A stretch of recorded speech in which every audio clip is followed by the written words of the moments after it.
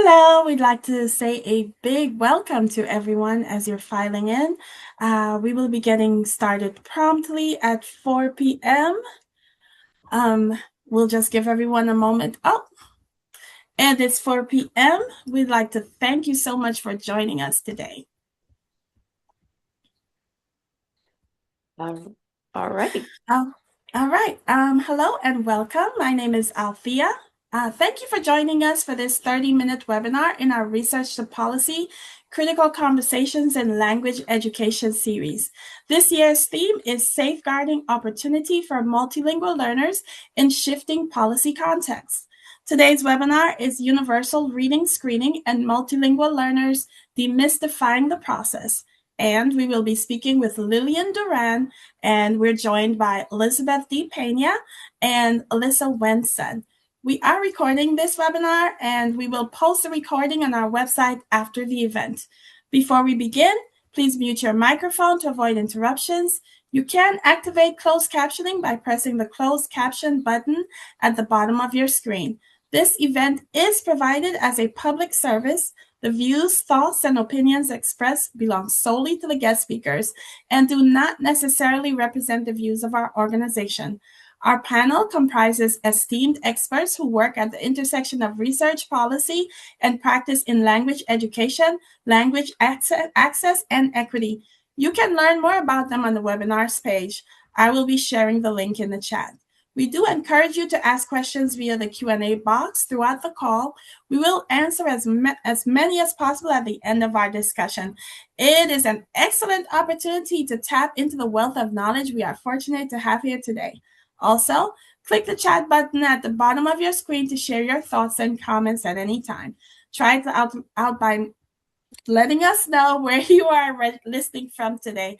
And with that, I will now pass the microphone to our facilitators. Great. Well, welcome. I'm pleased to be here with all of you today and excited to present. I'm going to go ahead and share my screen so I can share my PowerPoint, what I've prepared for today. All right, so I'm Lillian Duran from the University of Oregon. Just a little bit about my professional background for a second here. I'm a professor in special education. I have a background in early childhood special ed. I was a teacher for 10 years, and I focus on developing reading screening measures, in particular in Spanish, but also in English, pre-K through sixth grade. I also want you to all know I'm a multilingual learner myself. So I grew up in San Francisco with my mom from Germany. Ich kann Deutsch sprechen. My dad is from Mexico. También puedo hablar español. This is my grandma Paula Duran, my dad Rutilio Duran, and my mom Maria Matilda Wilhelm. You don't get much more German than that. So growing up myself as a multilingual learner, this topic is professionally important to me, but also incredibly personally important to me. I like to begin my presentations with this quote from a book that I read, I Am My Language, Discourses of Women and Children in the Borderlands by Norma Gonzalez. And this risk, I think this quote helps us frame the issues that we're going to be discussing. These children are children of promise. They are not at risk. They are not disadvantaged. Their struggle is the struggle of children everywhere to grow and develop in a world that is sometimes confusing, sometimes harsh, sometimes ambivalent, but within which they are uniquely endowed to grow. So as we discuss today, thinking about reading challenges or needing extra support, I want to move away from the idea of risk to the idea of asset-based thinking and opportunity. The pressing questions we often find in the field are about how can we consider the impact of students' cultural linguistic backgrounds and the language of instruction when we're interpreting screening data. And these are incredibly important questions, and I have just this small bit of time to address these issues that are complex and nuanced, but hopefully I'll be able to provide some answers. So in thinking about this, I want us to get directed to this new model of thinking about all of the component skills in reading. And what I want you to take away from this in 15 seconds is the importance of language in reading, right? And so as we discuss today, I want you to think about literacy skills and language skills. And while language supports literacy, they're not exactly the same skills when we're measuring them. Literacy skills will be a lot more instructionally dependent. Language skills develop through everyday, all day interactions, and so are easier to for the child to develop without having that direct instruction. So let's discuss what's different about multilingual children. I keep having to move these things around my screen here. They're exposed to more than one language, and I know that seems obvious, but what will happen is that they'll have skills distributed across both of their languages based on their exposure, timing of exposure, current exposure, and again, instruction in that language. And that language exposure will vary between their homes, their communities, and in the classroom. Talk for a minute about home language exposure. We know for young children that it's incredibly important to know what their exposure is like right now. That will have the most influence on their language abilities in both languages. Here's just an example of one way to go about finding out that information. So one takeaway in this brief time we have together is think about the home language survey that you're currently using. Do you ask more than just whether or not they speak a language other than English at home? Do you get some information about how much of each language they speak? And so that's one thing you can, nugget you could take away looking at your home language survey and thinking about how much of each are they speaking, and that will inform their what you might consider their language proficiency to be currently. Then you have to think about their language of instruction. Now, we know within the context of the United States, if a child comes into our public school program speaking a language other than English, we should have some sort of English language proficiency data on file, a WIDA, an LPAC, depending what state you're in. But then we have to look at how their language proficiency interacts with the language of instruction. Are they an English only dual language, transitional bilingual education, 90-10? Of course, this will influence their trajectories in language development, but also whether or not they're gaining literacy skills in that language. Again, because those literacy skills are instructionally dependent. What we do know is that in English only classrooms, children will burgeon in their English language abilities, which is important, right? But it could be at a cost to their native language development. It could plateau or not develop as rapidly as you would think it would over time. If they're afforded bilingual instruction, then they're more likely to develop more parallel trajectories in each language. So measure selection in each language. This is just a quick list of universal screening measures that are available in English and Spanish. There might be others out there, but these are probably the most commonly used. We have the DIBELS, iReady, Easy CBM, FastBridge, Map Reading, STAR, Multitudes is a new one from UCSF. And you probably see some measures that you're using here on this list.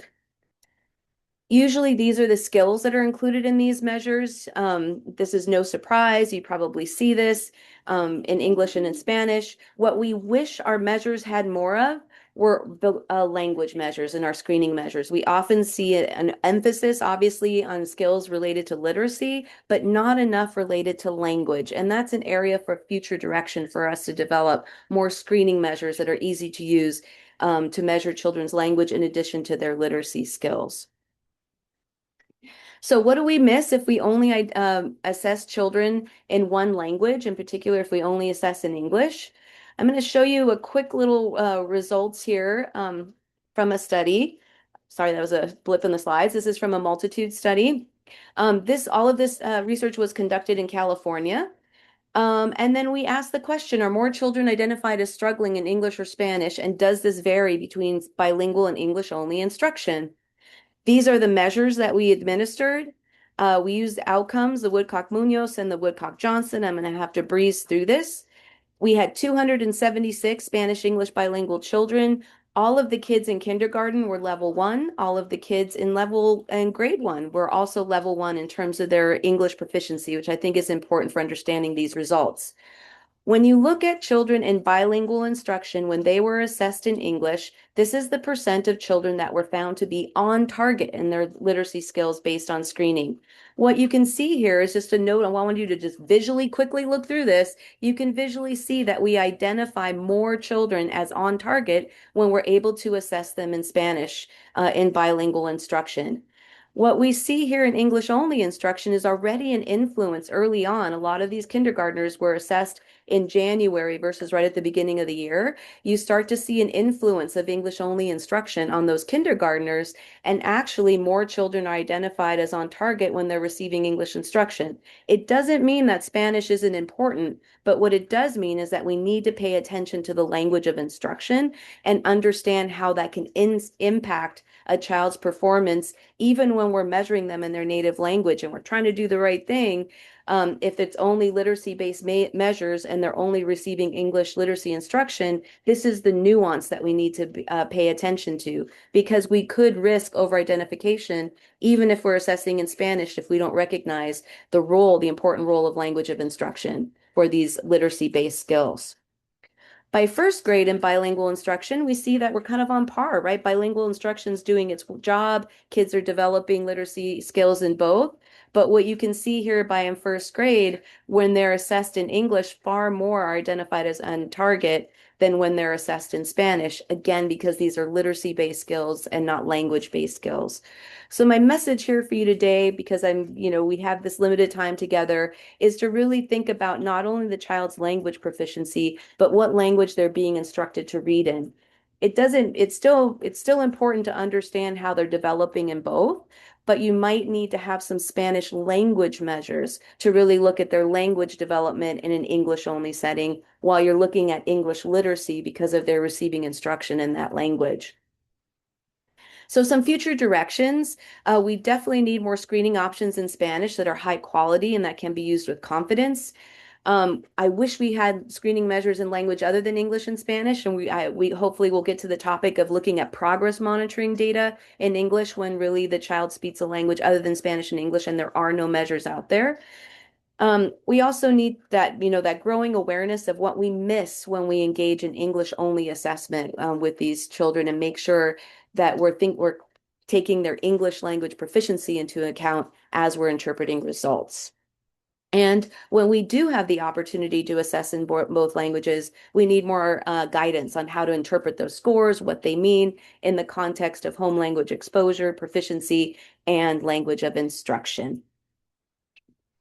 So with that brief introduction, I hope that was helpful to set the stage.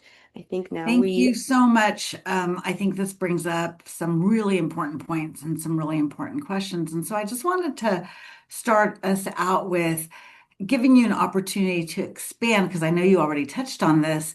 What kinds of screeners are states selecting and what do they measure? Yeah, so states have been selecting a lot of the measures that are published. Like I put up that quick list of Mhm. DIBELS and Easy CBM and FastBridge Map by Mira might be one that I forgot on that list. STAR, Multitudes is only to California. And what they measure are really phonological awareness. They focus on that. They focus on letter names, letter sounds, decoding ability, either real word decoding or pseudo word decoding, spelling usually is on the list of things that they measure. Where they need to improve is having measures of reading comprehension as children progress, right? So it's not just can they decode the words, are they understanding connective passages? There are often oral reading fluency measures on these assessments, but I think that's another area of improvement of really making sure that those are included in all of the screening measures that are available. And then the next wave of measures, I really hope that there's more emphasis on providing language screening measures. At the very least, expressive vocabulary, but measures like listening comprehension, sentence repetition, would be helpful in looking at children's receptive knowledge of language as well as their expressive ability to add to their overall profile. Thank you. That's very helpful. And to expand on that, we know that there is an unevenness of how screeners are selected, particularly for multilingual children. So, in Mhm. your recommendation, what should policymakers be looking for? I'd say number one, look for their technical manuals, right? So I think often publishers, um, they will have a incredibly enticing product, right? And they've really done their homework to meet state criteria, but they might not have any technical adequacy information behind them. And so it's important for policymakers, those of you in administration who make decisions about what test to select, to ask for their technical manuals and review them. Who was the test developed with? Do they have sensitivity and specificity information, particularly for the populations that they're claiming that they have validity for use with? How long ago was the test developed? old are these norms? And so I think becoming a bit more sophisticated about how you evaluate these tools and not just whether or not they check off the criteria for your state, but does the emperor have some clothes on, right?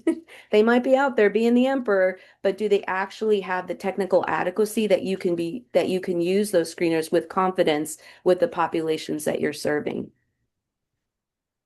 Great. Thank you so much. So once you select measures, we have to interpret them, right? Mhm. So for multilingual kids, how should we be screening them and how do we take instruction and language exposure into account? So, in thinking about this, again, this is a nuanced response because there's so much to consider. And so I might take my time a bit more with this one to really talk through all of the issues. And so I'm going to start with the Spanish English population, and then I'm going to start with all of the children who speak one of the many other world languages in our country, right? If you are working with Spanish English bilinguals, there are assessments that you can use. There are screeners that you can use that have technical adequacy in each language. As you use them, particularly in my research in kindergarten, it's incredibly important to have those Spanish screening measures in place because that home and community language has the most influence over that child's ability in kindergarten. So, one answer to your question would be to really think about kindergarten and then think about the rest of the grades, or at least think about when that child enters school and how important and influential their home language will be.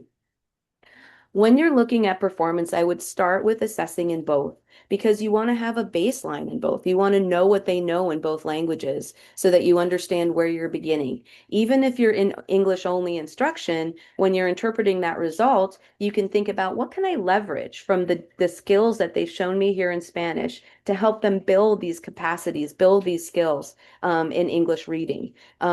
The beautiful thing between Spanish and English is that there's a decent amount of cross-linguistic transfer for phonological awareness skills, letter names, letter sounds, because there's so many similarities between the languages, even in vocabulary because of cognates, right? So, in thinking about Spanish and English, we really should be assessing in both to begin with, thinking about where they are in both languages, using progress monitoring to really make sure that they're exhibiting growth in programs. If they're in English only programs and they're not being instructed to read in Spanish, as the data I showed you, maybe over time those English literacy assessments are going to tell you more about their literacy development, but then find ways to continue to monitor their Spanish language development.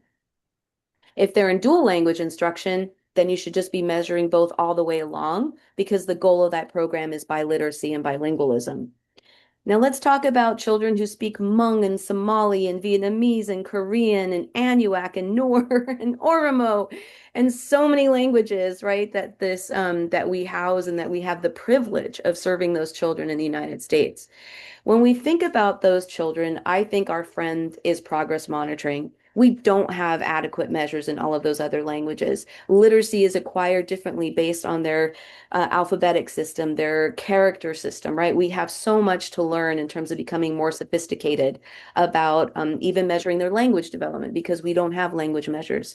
But what we can do for these children is understand where they're beginning, get baseline data on our screening measures, and then put in place progress monitoring to look at their trajectory of growth. Obviously, once children are exposed to English language instruction, you would expect a nice trajectory of growth as they're going through your instructional programs. If you see children who are not maintaining a trajectory of growth, that might give you an indication that there might be some issue with their learning, but also there could be an issue with your instruction, right? We need to look at both of those. So if you're not seeing a trajectory of growth, then as professionals, we need to ask ourselves, have we provided enough support for that child? Is the instruction adequate? Is it targeted? Is it evidence-based?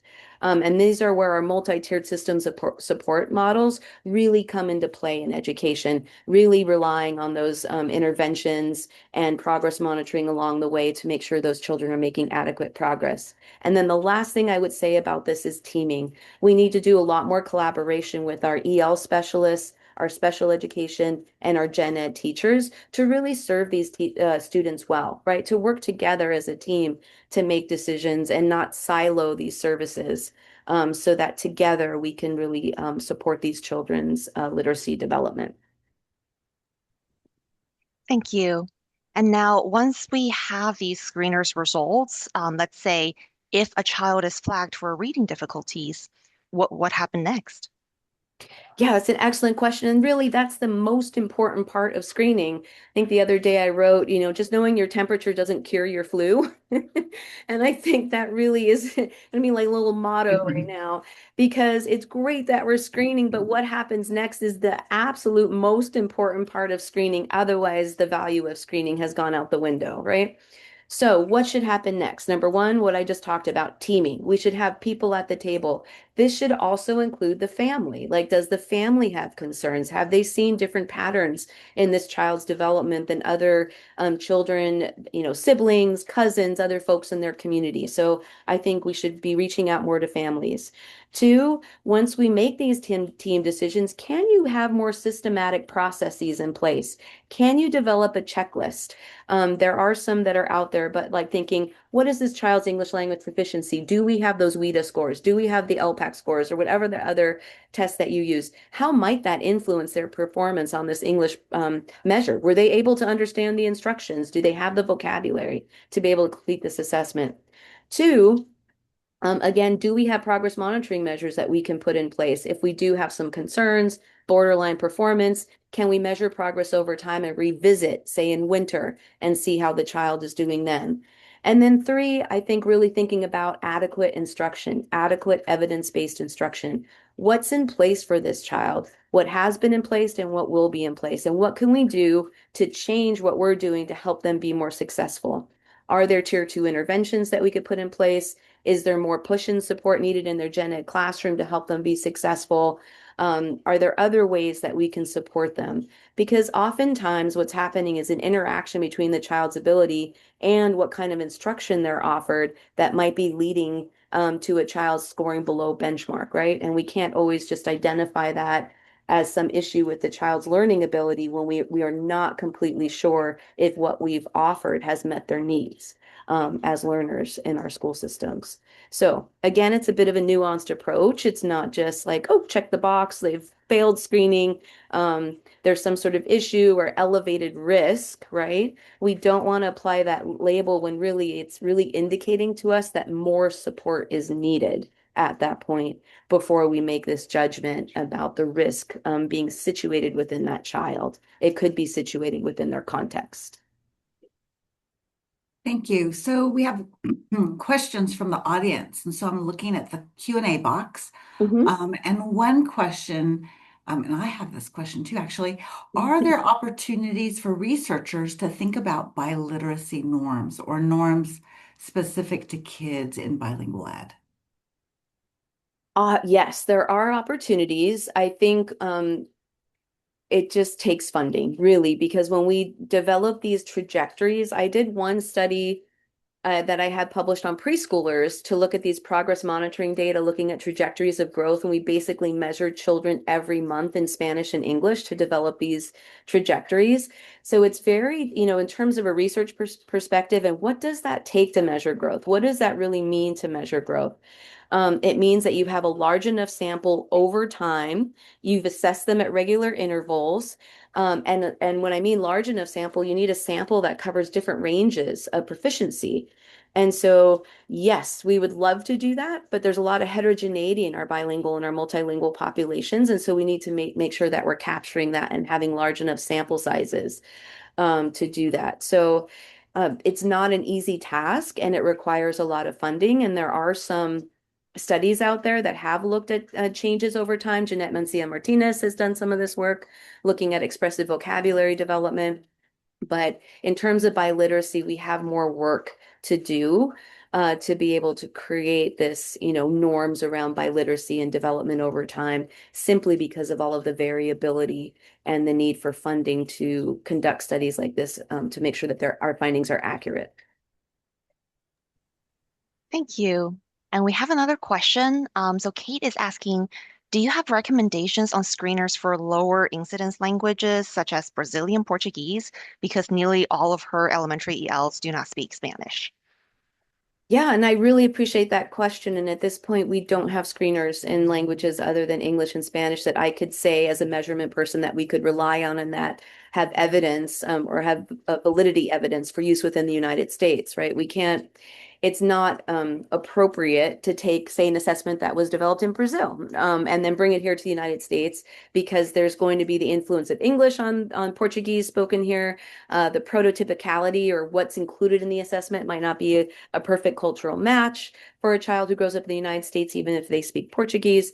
So I think the best you can do in this situation is because they speak Portuguese, I'm assuming is what your question made me believe to think, is that you would maybe interview families about their language development.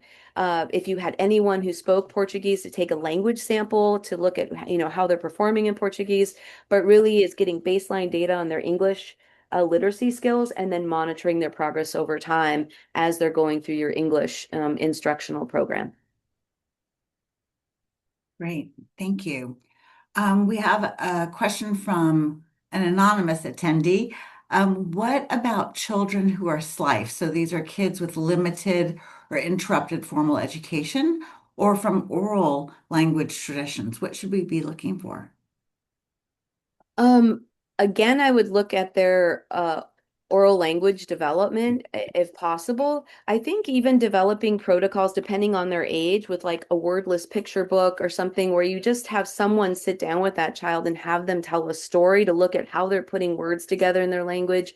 Are they able to tell a basic story? Can they use descriptive words? Can they use, something akin to adjectives in their language? Are they putting together full and complex sentences for their age level? Are they able to communicate their needs? Interviewing their families about their ability to use language. Again, I want us to lean more heavily on these communities and their families because they're the expert in their child's development, and we can't possibly know how all of these languages are developing outside of our school buildings when we don't speak those languages or have a connection with them. So I think involving families more in our process will help us here sort out some of these issues. If it's an oral only tradition, so I was involved with some assessment development that was with Hmong, and it wasn't, until recently that it was a written language. So it doesn't make sense to assess an oral language in a written form because it's not, that's not the way it's been developed or communicated. So in that case, again, we need to lean more heavily on oral language measures, even if they're informal to get an idea of that child's skills. But I would recommend, since they're being taught to read in English, again, to use baseline data, start off looking at where they are, and then measure progress over time as they're receiving English instruction to make sure they're making adequate progress. Thank you so much. And I think we might still have time for one more question. So this attendee is asking, is there additional guidance for how practitioners can analyze screener results for multilingual learners? Because oftentimes they are compared to norms that are not aligned to language proficiency. Excellent. Yes. And so what you can understand there from a technical aspect is that that child, that screener was not validated for that population. And so it's okay to go outside of those norms and recognize that that screening result is not valid for that child, right? Because they have limited or emerging English proficiency. That test was not designed for children with emerging English proficiency. And therefore, what you need to do are ask yourself those questions that I've been pointing to, like, did emerging English proficiency interfere with their performance? If the answer is yes, then use that as baseline data, not as an indication of risk, but as a door opener into where they are performing now in English and measure their progress. Again, I know I'm going to sound like a broken record, but seriously, these growth trajectories and slopes will help us understand more about which children are able to benefit from our instruction and which children might be struggling for various reasons. Again, either because there's something about their learning or the instruction that we're offering is a poor match with their needs. Okay, so are we up? Is it time to wrap up? Yep. Thank you so much. Mhm. A big thank you to our amazing speaker, Dr. Lillian Duran. This was very interesting, information packed. The audience was very engaged, asking lots of questions. And also a thank you to our facilitators, Elizabeth Pena and Alyssa Sun, Thank you so much for taking the time to be here today to facilitate this webinar. A big thank you to our audience. We're glad that you decided to join us today. Please be sure to join us for the next one. We are so grateful for your presence. And with that, thank you once again and enjoy the rest of your day.